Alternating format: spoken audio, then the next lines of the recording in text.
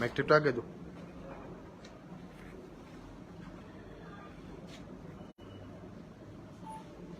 শুধু সাংবাদিক বন্ধুগণ, আপনারা সারাদিন অক্লান্ত পরিশ্রম করেছেন,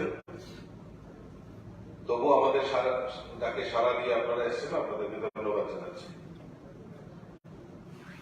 আপনারা অবগত যে আজকে 16ই ফেব্রুয়ারি আমাদের এই ত্রিপুরা রাজ্যের 2023-এর বিধানসভা নির্বাচন সংগঠিত হয়েছে।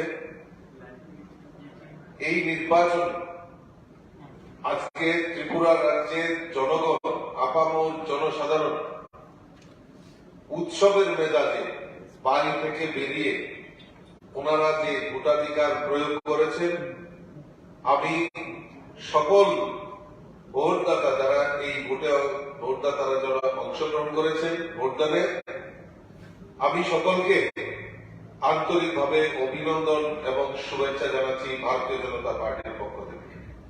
পাশাপাশি আজকে আমাদের নির্বাচন কমিশন এখন পর্যন্ত যেইভাবে নির্ভীকতার সঙ্গে, দক্ষতার সঙ্গে সুষ্ঠু অবাধ নির্বাচন পরিচালনা করেছেন এবং তাদের যে সক্রিয় ভূমিকা, আমি নির্বাচন কমিশনকেও ধন্যবাদ জানাচ্ছি।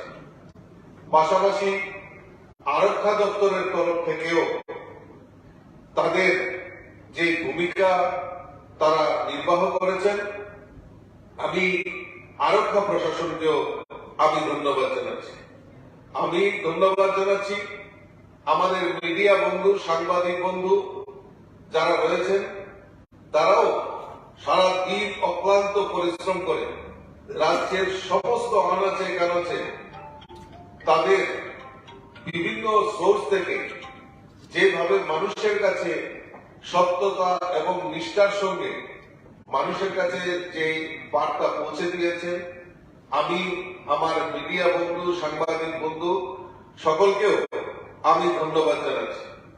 আমি ধন্যবাদ জানাচ্ছি আমাদের দেবদুর্লভ কার্যকর্তা যারা বিগত 6 মাস ধরে এই নির্বাচন 2023 নির্বাচনকে সামনে রেখে আমাদের বিগত 6 মাস ধরে সারা দিন রাত্র অক্লান্ত পরিশ্রম করে যেভাবে এই নির্বাচনে অংশগ্রহণ করেছেন এবং তাদের সঠিক দায়িত্ব পালন করেছেন, আমার সেই সকল দেবদুর্লভ কার্যকর্তা পৃষ্ঠা প্রমুখ থেকে শুরু করে বুথ কমিটি, ওয়ার্ড কমিটি, শক্তি কেন্দ্র, মন্ডল কমিটি, জেলা কমিটি, রাজ্য কমিটির প্রত্যেকটা দেবদুর্লভ কার্যকর্তাকেও আমি আপনাদের মাধ্যমে ধন্যবাদ জানাচ্ছি।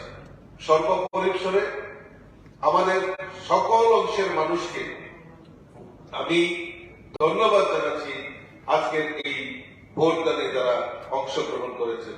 নমস্কার। বিগত দিনে বিরোধীদের একটা অভিযোগ ছিল ভোট দিতে পারে না, সে বিষয়ে আজকের এই ভোটের পরে কি বলবেন? নিশ্চয় বিগত দিনে এই রাজ্যের মধ্যে আমরা দেখেছি এই নির্বাচনকে প্রহসনে পরিণত করত।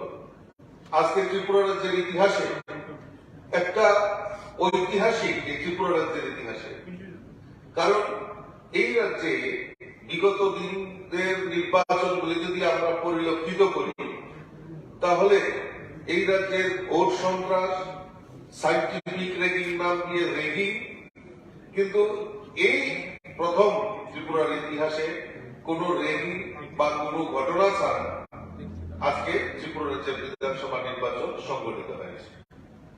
রাজীববাবু, আমার একটা প্রশ্ন, আজকে তো ভোট হয়ে গেল, আপনাদের কি এরকম প্রসপেক্ট, কি আশা করছেন? কতগুলো আসনে আপনারা জয়ী হতে পারেন? দেখুন, আমরা নিশ্চিত, আমার কাছে এখন পর্যন্ত যে খবর রয়েছে যে ভারতীয় জনতা পার্টি অ্যাবসলিউটলি মেজরিটি নিয়ে ভারতীয় জনতা পার্টি সরকার পুনঃ প্রতিষ্ঠা হবে, এইটুকু আপনাদের কাছে আজকে বলতে পারি।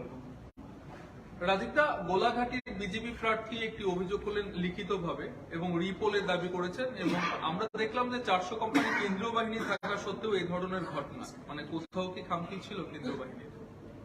এই বিষয়টা আমাদের কাছে নজরে এসছে, আমরা সেগুলি নিয়ে আমরা রাত্রিবেলায় আমাদের বিচার বিশ্লেষণ হবে, বিচার বিশ্লেষণের পর আপনাদের কাছে সঠিকভাবে আমরা জানি। মানে কেন্দ্রীয় বাহিনীর ভূমিকায় আপনারা সন্তুষ্ট? একদম, আমি তো বললামই, আরক্ষা প্রশাসন থেকে শুরু করে আমাদের নির্বাচন কমিশন যারা রয়েছে তাদের সমস্ত তাদের যে ভূমিকা ছিল সেটাতে আমরা আমাদের সহমত রয়েছে, আমরা তাতে তাদেরকে ধন্যবাদ জানাচ্ছি। ধন্যবাদ।